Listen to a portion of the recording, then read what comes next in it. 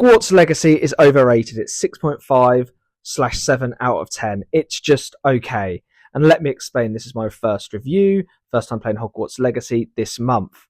So what are the main issues? Well, firstly is lore, main storyline, and just NPC interaction in general. And let's start with the main storyline.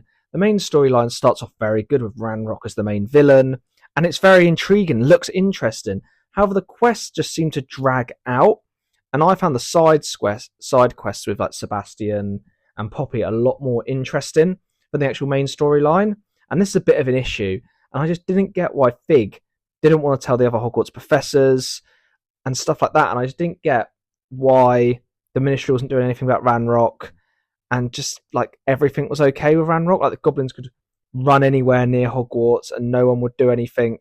Then you'd have like a goblin stronghold on the map, and then you'd have like a village right next to it, so like the villagers don't care about the goblins and the Ministry aren't doing anything.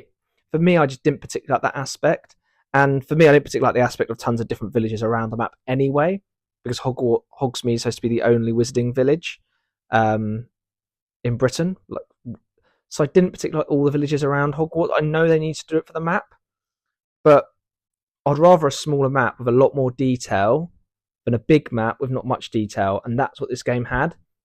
A lovely big map, but the detail, the graphical wise, it looked very nice, but it's very repetitive. The NPCs are very poor. Barely any of the NPCs would respond to you. You couldn't have a proper conversation.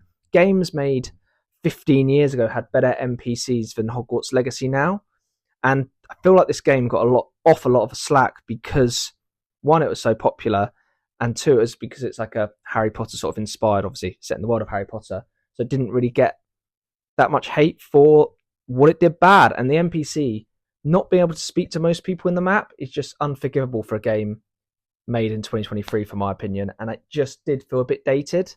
But yeah, also I think you should have more chance to take lessons in Hogwarts Legacy, because you don't really get to do that at all, and you don't get to take your OWLs, and that would have been good to do. And it's a shame really, because I think that would have been a good aspect. I do think if they do another, well, Hogwarts Legacy 2 is coming out, I actually prefer if they made basically a game, an open world Hogwarts game, but you go through, you play as Harry Potter, and then you've got like you go through the different years. I think that could be quite fun. But that's just me. But now let's get on the good things about Hogwarts Legacy. Last 2 minutes I've been slagging off the game, but let's look at the positives. I thought the combat at the start's a bit slow, but then you get into it and it's actually quite enjoyable. It does get a bit repetitive, but it's quite simple, and sometimes I don't particularly want to grind out a game, and this game you don't have to grind out, what's quite nice. The only thing you have to grind out is if you want to platinum, because you do silly side things, but that's with every game if you want to platinum. But yeah, so that was good. The map, in terms of the graphics, well, graphics, not the map, but just the graphics was quite nice. And obviously being able to use a broom, fly a hippogriff was quite cool. Hogwarts was amazing. Going into Hogwarts, I thought it was really enjoyable. Maybe a bit bigger, but overall I thought it was amazing. Because obviously I'd read the books when I was younger, listened to them, watched all the films. I just loved it. But I did feel like there should have been more teachers, because like there doesn't seem to be many teachers at Hogwarts. But yeah, tell me what you think of Hogwarts Legacy and how much you would rate it.